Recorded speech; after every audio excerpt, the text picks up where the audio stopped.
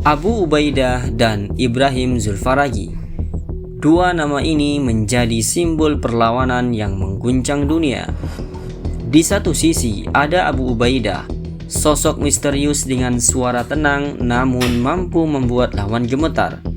Setiap pernyataannya selalu ditunggu, setiap kata-katanya membakar semangat pendukung Palestina di berbagai penjuru dunia. Di sisi lain ada Ibrahim Zulfaragi, figur Iran yang dikenal tegas, keras dan berani menantang Amerika serta sekutunya di depan dunia. Gaya bicaranya tajam, penuh tekanan dan sering menjadi sorotan media internasional. Lalu, siapakah di antara mereka yang paling dikagumi? Jawabannya tergantung salah. Lalu, siapa paling dikagumi? Jawabannya tergantung sudut pandang dunia melihat mereka. Abu Ubaidah dikagumi karena keberanian, ketenangan, dan aura misteriusnya. Ia menjadi simbol perjuangan Gaza yang bertahan di tengah hujan bom dan tekanan besar. Sedangkan Ibrahim Zulfaragi dikagumi karena ketegasan dan keberaniannya berbicara tanpa rasa takut terhadap kekuatan besar dunia. Ia dianggap sebagai sosok yang mewakili suara keras Iran di panggung internasional. Namun satu hal yang pasti, keduanya berhasil menciptakan pengaruh besar. Nama mereka dibicarakan kawan maupun lawan. Mereka bukan hanya sekadar juru bicara, tetapi simbol perlawanan yang membuat dunia terus memperhatikan Timur Tengah. Di era modern, peperangan bukan hanya soal senjata, tetapi juga soal kata-kata yang mampu mengguncang dunia. Dan ketika nama Abu Ubaidah serta Ibrahim Zulfaragi disebut, dunia tahu ada dua suara yang tak bisa dianggap biasa.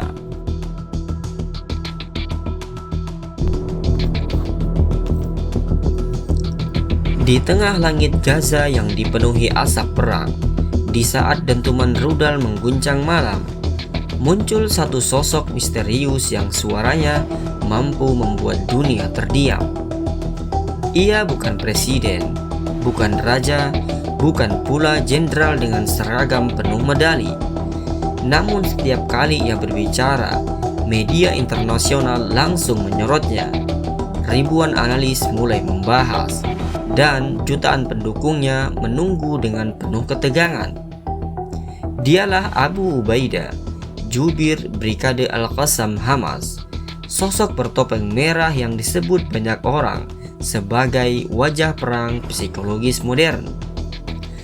Nama Abu Ubaidah mulai dikenal luas karena satu hal, cara bicaranya yang tenang, dingin, namun penuh tekanan.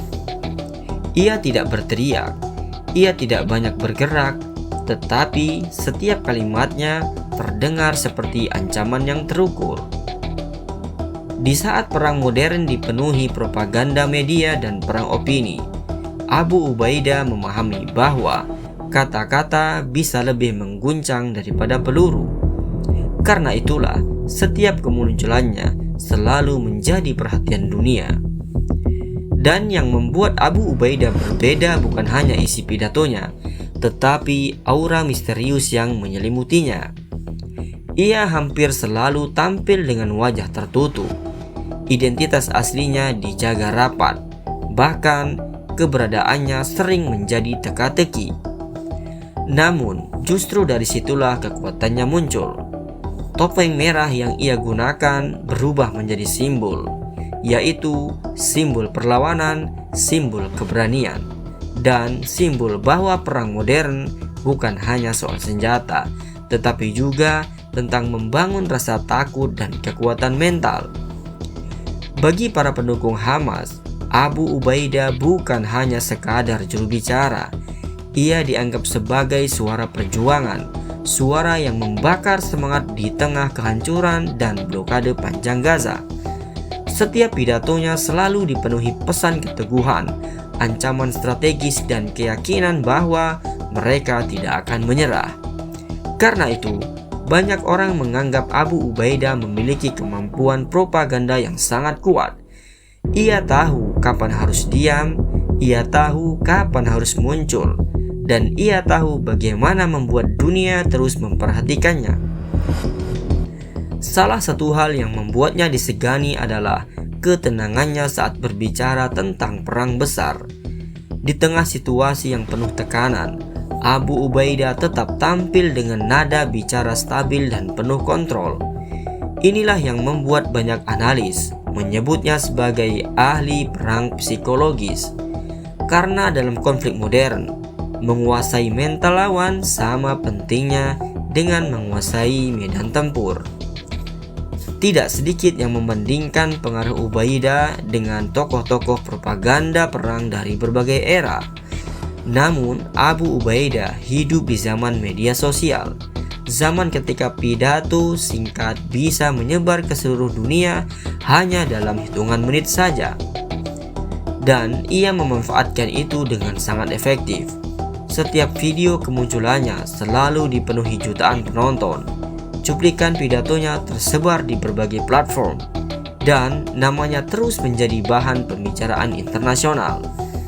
Tetapi di balik semua itu, Abu Ubaidah juga menjadi sosok yang sangat kontroversial. Bagi para pendukung Hamas, ia adalah simbol keberanian dan perlawanan. Namun bagi lawan-lawannya, ia dianggap sebagai wajah propaganda kelompok bersenjata yang bertanggung jawab atas konflik mematikan. Karena itulah namanya terus memicu perdebatan besar di dunia internasional.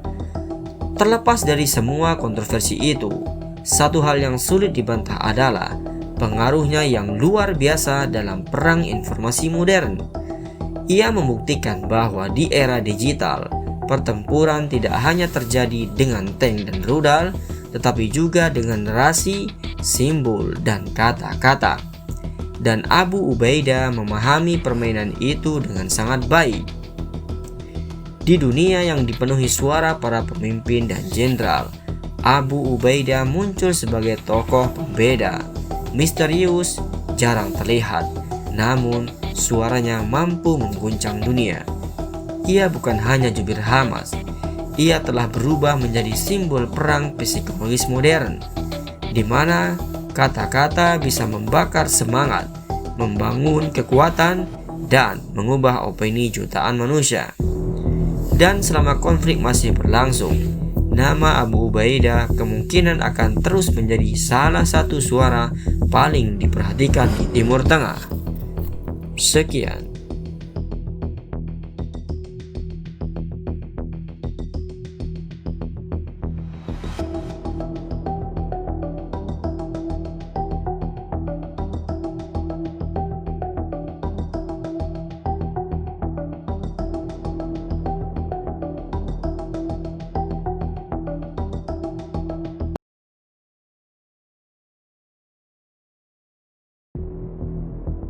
Di dunia yang dipenuhi dentuman rudal, pergerakan pasukan, dan ancaman tak berujung, ada satu kekuatan yang sering luput dari perhatian.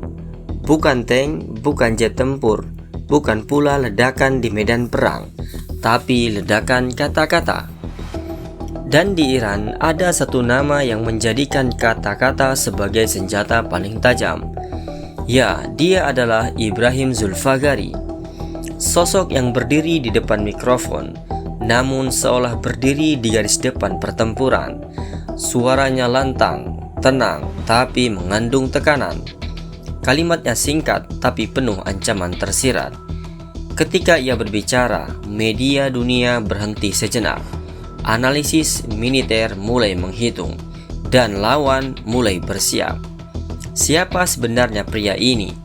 Bagaimana seorang juru bicara bisa menjadi bagian dari strategi kekuatan sebuah negara? Hari ini, kita akan masuk lebih dalam, mengenal bukan hanya sosoknya, tapi kekuatan di balik suaranya. Banyak orang mengira juru bicara hanyalah pembaca teks resmi, seseorang yang sekadar menyampaikan apa yang sudah ditulis. Tapi di Iran, itu adalah kesalahan besar. Dalam struktur kekuatan Iran, khususnya yang berkaitan dengan militer seperti Islamic Revolutionary Guard Corps, posisi juru bicara bukan sekadar penyampai informasi, Mereka adalah penjaga narasi negara. Dan Ibrahim Zulfagari adalah salah satu figur yang memainkan peran itu dengan sangat efektif. Ia tidak berbicara sembarangan. Setiap kata yang keluar telah melalui pertimbangan strategis. Setiap kalimat memiliki tujuan. Apakah untuk menenangkan rakyat, memberi peringatan kepada musuh, atau mengirim sinyal kepada sekutu? Semua sudah dihitung. Jika kamu perhatikan, ada hal yang membedakan Zulfagari dari banyak juru bicara dunia lainnya. Ia tidak perlu berteriak, tidak emosional, tidak berlebihan, tidak dramatis secara ekspresi, tapi justru disitulah letak kekuatannya. Ia berbicara dengan nada datar, namun penuh kepastian. Ia tidak mengatakan kami mungkin akan, ia mengatakan kami akan. Perbedaan kecil? Tidak. Dalam dunia geopolitik, itu adalah perbedaan antara keraguan dan ancaman nyata. Kalimat-kalimatnya sering terdengar seperti, respon akan diberikan pada waktu dan tempat yang kami tentukan. Sederhana, tapi membuat siapapun bertanya, kapan, di mana, dan seberapa besar? Dan ketidakpastian itulah yang menciptakan tekanan. Dulu, kekuatan diukur dari jumlah pasukan dan senjata, tapi hari ini, kekuatan juga diukur dari siapa yang mengendalikan narasi. Dan disinilah peran Zulfagari menjadi krusial. Ia bukan hanya berbicara kepada rakyat Iran, tapi ia juga berbicara kepada dunia, kepada Amerika, kepada Israel, kepada sekutu-sekutu regional, dan bahkan kepada media global. Dalam banyak kasus, satu pernyataan bisa mengandung: pertama, menggerakkan pasar minyak; kedua, mempengaruhi keputusan militer; dan yang ketiga, mengubah arah diplomasi. Dan Zulfagari memahami itu. Ia tidak hanya menyampaikan fakta, tapi ia juga membentuk persepsi. Apa yang membuat banyak pihak waspada terhadap sosok seperti Zulfagari? Jawabannya sederhana. Ia tidak pernah berbicara tanpa makna. Ketika ia mengeluarkan peringatan, itu bukan sekadar retorika kosong. Itu adalah bagian dari strategi. Kadang pernyataannya keras digunakan untuk mencegah konflik, dan kadang untuk menguji reaksi lawan, namun juga kadang untuk menunjukkan bahwa Iran tidak akan mundur. Dan menariknya, ia sedang tidak mengatakan semuanya. Ada bagian yang sengaja dibiarkan samar. Ada pesan yang hanya dipahami oleh mereka yang dituju. Dan di dunia intelijen, pesan seperti itu jauh lebih berbahaya daripada ancaman terbuka. Bagi banyak orang di luar Iran, mereka mungkin tidak mengenal detail sistem politik atau militernya, tapi mereka mengenal suara, dan suara itu seringkali adalah Zulfagari. Ia menjadi representasi bagaimana Iran ingin dilihat, tegas, tidak mudah ditekan, dan siap merespon. Dalam setiap kemunculannya, ia membawa citra itu, bukan hanya untuk lawan, tapi juga untuk rakyatnya sendiri. Karena dalam situasi penuh tekanan global, rakyat membutuhkan satu hal, yaitu keyakinan bahwa negaranya kuat. Tentu saja, sosok seperti Zulfagari tidak lepas dari kontroversi. Bagi sebagian pihak, ia dianggap sebagai bagian dari propaganda, dan bagi yang lain, ia adalah simbol keberanian. Dan disitulah realitasnya. Dalam dunia geopolitik, tidak ada suara yang benar-benar netral. Setiap kata membawa kepentingan, setiap pernyataan membawa posisi. Dan Zulfagari memainkan peran itu dengan sangat sadar. Bayangkan, jika sebuah negara tidak menembakkan apapun, tidak menggerakkan pasukan, dan tidak meluncurkan rudal, namun dunia tetap tegang. Kenapa? Karena satu orang berbicara. Itulah kekuatan komunikasi strategis, dan itulah yang diwakili oleh Zulfagari. Ia adalah bukti bahwa era modern, perang tidak selalu dimulai dengan ledakan, kadang dimulai dengan pernyataan. Jadi, sekarang kita sampai pada satu pertanyaan besar. Di zaman di mana satu kalimat bisa mengguncang dunia, siapa sebenarnya yang paling berbahaya? Mereka yang memegang senjata atau mereka yang menggalikan kata-kata? Ibrahim Zulfagari mungkin tidak berdiri di medan tempur. Ia tidak memimpin pasukan di garis depan, tapi jangan salah. Dalam banyak situasi, pertempuran justru dimulai dari apa yang ia ucapkan. Dan ketika ia berbicara, dunia tidak hanya mendengar, tapi dunia akan bersiap.